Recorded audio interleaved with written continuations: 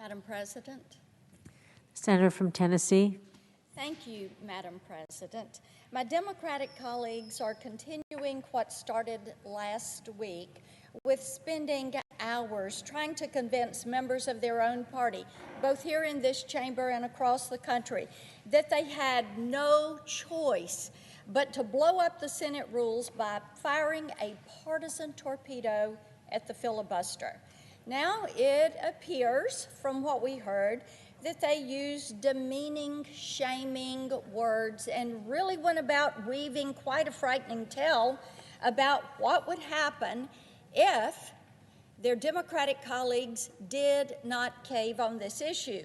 That tale was no more based in reality than the vile accusations of racism that they've hurled at those who oppose this push to single-party rule.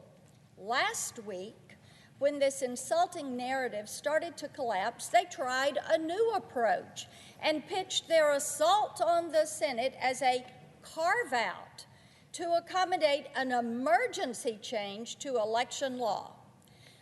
I fully believe when someone is going to tell you who they are, you should believe them.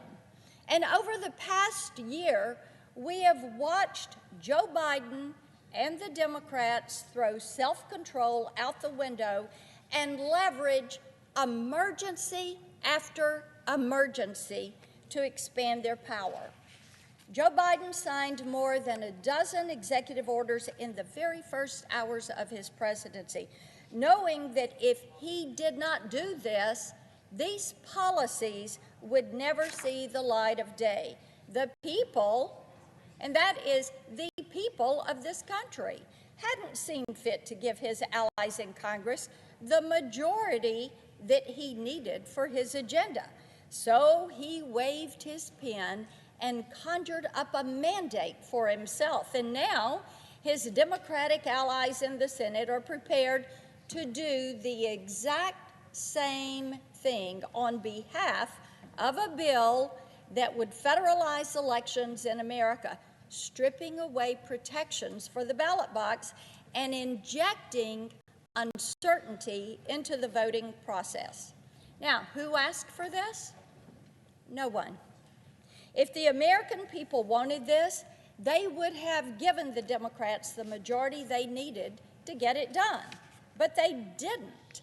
And in fact, I hear from Tennesseans every day who want it to be easier to vote and harder to cheat, not the other way around. But based on what I've seen, I've come to the conclusion that what the people want no longer seems to matter to our Democratic colleagues. We can take today's event as proof that if the people don't see fit to give them the power, they will come and take that power and turn the Senate into a rubber stamp they can deploy when an executive order just won't get the job done. That really frightens Tennesseans because they can see what is coming down the path.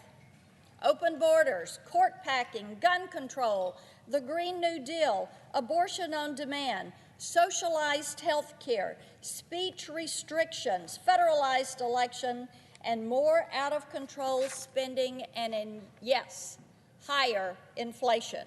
We know that this is the future that the Democrats are laying out for America. It's the future that they see for our children and grandchildren because these policies are the policies that they have fought for since long before Joe Biden took office.